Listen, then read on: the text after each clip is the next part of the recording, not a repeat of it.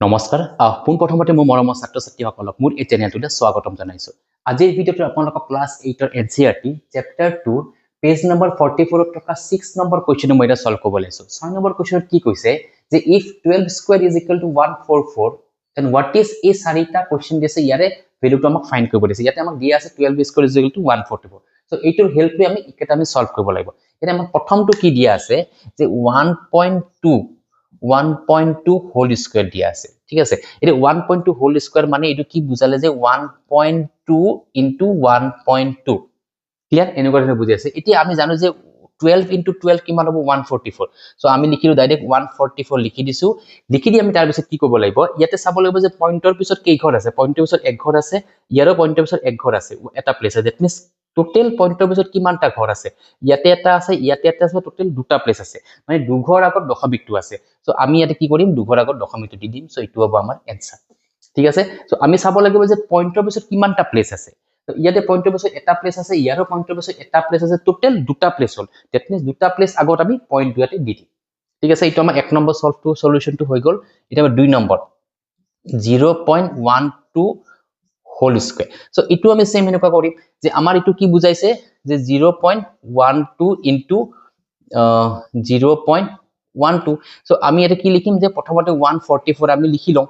144 টো প্ৰথমতে লিখি ললে বস আমি কি চাম যে ইয়াতে পইণ্টৰ পিছত কেইটা প্লেস আছে দুটা ইয়াতে পইণ্টৰ পিছত কেইটা প্লেস আছে দুটা টোটাল কিমানটা প্লেস হল চাৰিটা প্লেস হল কিন্তু ইয়াতে আছে তিনটা প্লেস এটা দুটা তিনটা তো আৰু এটা ঘৰত আমি এটা 0 দি আগত এটা আমি দশমিক দি দিব লাগিব পইণ্টটো টি এটা আমি এটা জাস্ট 0 এটা দি দিলু সো এইটো হ'ব आंसर ঠিক আছে কেনেকৈ হল মই আকবা কৈ আছো যে আমি প্ৰথমতে 12 যে 144 লিখি দিম লিখি দিয়াৰ পিছত চাম যে ইয়াতে পইণ্টৰ পিছত কেইটা প্লেস আছে দুটা প্লেস আছে ইয়াতে পইণ্টৰ পিছতো সেম দুটা প্লেস আছে টোটাল কেইটা প্লেস হল টোটাল পইণ্টৰ পিছত চাৰিটা প্লেস হল দ্যাট মিন্স आंसरটো আমি চাৰি ঘৰ আগত আমি দশমিকটো দিব লাগিব পইণ্টটো দিব লাগিব তো কিন্তু आंसरটো আমাৰ তিনটা ঘৰে আছে 144 আছে লগত আমি 0 দি দিম 0 দি আমি আগত পইণ্টটো দি দিম ঠিক আছে এটো আমাৰ দুই নম্বৰৰ आंसर তিন নম্বৰটো কি দিছে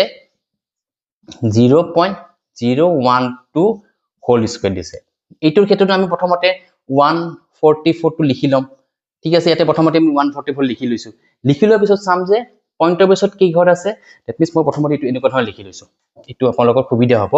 যে আমি এটো 0.012 বুলি লিখি দিছো ইনটু 0.012 ঠিক আছে তাৰ পিছত আমি 144 এতে লিখি লৈছো লিখি লোৱাৰ পিছত চাম যে পইণ্টৰ পিছত কেই ঘৰ আছে তিনিটা প্লেস আছে ইয়াতো পইণ্টৰ পিছত তিনিটা প্লেস আছে দ্যাট মিন্স পইণ্টৰ পিছত টোটাল 6টা প্লেস আছে তো আমি কি কৰিম आंसरটো 6 ঘৰ আগত আমি দশমিকটো দিব লাগিব ইয়াতে আমি অলৰেডি তিনটা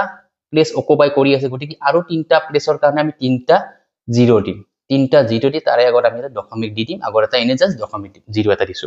ঠিক আছে মই আকবাৰ কৈ আছো যে ইটো কোৱেশ্চন সেম আমি কি কৰিম 12 টো যে 144 লিখিম লিখাৰ পিছত চাব লাগিব যে পইণ্টৰ পিছত কিমানটা প্লেস আছে পইণ্টৰ পিছত ইয়াতে তিনিটা প্লেস আছে ইয়াতো তিনিটা প্লেস আছে পইণ্টৰ পিছত টোটাল পইণ্টৰ পিছত 6টা প্লেস আছে ঠিক আছে তো आंसरটো আমি 6 ঘৰ আগত আমি পইণ্টটো দিব লাগিব তো অলৰেডি তিনটা ঘৰৰ অকুপাই কৰি আছে 144 এর বাকি তিনটা প্লেসত আমি 0 0 0 দি আমি পইণ্টটো দি তো এইটো আমাৰ आंसर হ'ব